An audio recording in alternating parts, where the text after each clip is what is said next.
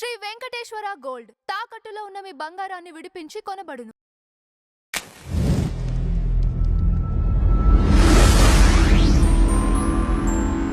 Sir Balakrishna గారి 'NBK 111' movie glimpse release అయింది sir. టాలీవుడ్‌లో ఒక సెన్సేషనల్‌గా మారినాయి. బాలకృష్ణ గారి ఫ్యాన్స్ ఆనందానికి అవధుల్లేవు. ఈ గ్లిమ్స్‌పై మీ అభిప్రాయం ఏంటి? ఎలా ఉండబోతుంది మూవీ? స్టైలిష్ యాక్షన్ డ్రామా అని చెప్పాడు ఆయన. మొదట అనుకున్న కథ అయితే ఇది కాదు. ఓకే. మొదట ఒక హిస్టారికల్ కంటెంట్తో వెళ్ళాలి అని అనుకున్నారు. చారిత్రాత్మక సినిమాగా మలచాలి అని గోపీచంద్ మలినేని గారు అనుకున్నాడు. అనుకుని ఆ మేరకు నయనతారను హీరోయిన్గా ప్రకటించి ఒక గ్లిమ్స్ వదిలారు ఆ రోజుల్లోనే. ఈ గుర్రాల మీద వెడుతూ రాజులు ఆ వ్యవహారం అంతా బ్యాక్డ్రాప్లో నడుస్తుంది. కానీ తర్వాత సడన్గా అది కాదనుకున్నారు. ఆ కథ కాదనుకుని కథ మార్చారు. ఇది 93 నాటి బొంబాయి అల్లర్లకి ముందు ఉన్నటువంటి ముంబై మాఫియా రాజ్యం నడుస్తున్న రోజుల నాటి కథ. కాబట్టి కథ మొత్తం ముంబైలోనే జరుగుతుంది. ఆనాటి మాఫియా ఘటనలు అవన్నీ ఉంటాయి. అంటే గుల్షన్ కుమార్ లాంటి వాడిని కాల్చి చంపేసిన సంఘటనలు ఇలాంటివి చాలా ఉండొచ్చు ఆ సినిమాలో.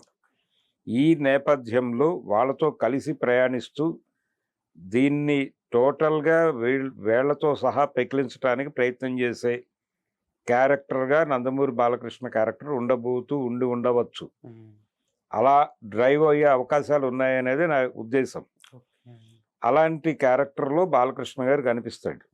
ఆయన ఏదో ఇది మాఫియా సినిమా కాబట్టి తను కౌంటర్ పార్ట్ పోలీస్ అయి ఉండాలి అనుకోనక్కర్లేదు. ఇంకో రకంగా కూడా వాళ్ళతో గొడవలు ఉండి వాళ్ళని ఎదుర్కోవటానికి తనని తాను ఒక సైనికుడిగా మార్చుకున్నటువంటి వ్యక్తి కథ కూడా అయి ఉండొచ్చు అది.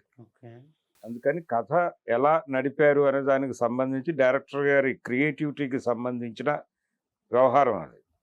ఆ ఏరియాలోకి వెళ్ళక్కర్లేదు. కానీ ఒక మాఫియా బ్యాక్డ్రాప్లో ఒక అంటే క్లాస్ని మాస్ని మెప్పించేటువంటి యాక్షన్ సినిమాగా దీన్ని మలచబోతున్నాడు గోపీచంద్ మలినేని అనేది అర్థమవుతోంది. దీనిలో గూఢచర్యం, ఇతర వ్యవహారాలు, పాకిస్తాను, అలాగే నటీనటుల ఎంపికలో కూడా వీళ్ళు అట్నుంచి కొంతమందిని తీసుకున్నారు. ఇలా రకరకాలుగా ఈ సినిమాని జనంలోకి పుష్ చేయడానికి ఎన్ని వ్యూహాలు అనుసరించాలో అన్ని వ్యూహాలు అనుసరిస్తున్నాడు గోపీచంద్ మలినేని. ఈ సినిమా జనరంజకం అవుతుంది అనే కాన్ఫిడెన్స్తో ఉన్నారు. ఇది దసరాకి రిలీజ్ చేయాలనేది ప్రోగ్రాం బాలకృష్ణ గారి సినిమా.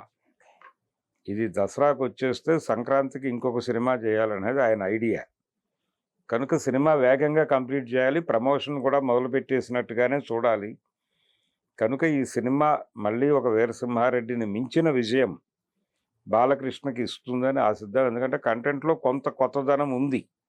దాన్ని ఎలా ఎగ్జిక్యూట్ చేస్తారు, మిగిలిన కథను ఎలా రాసుకుంటారు అనేది చూడాలి.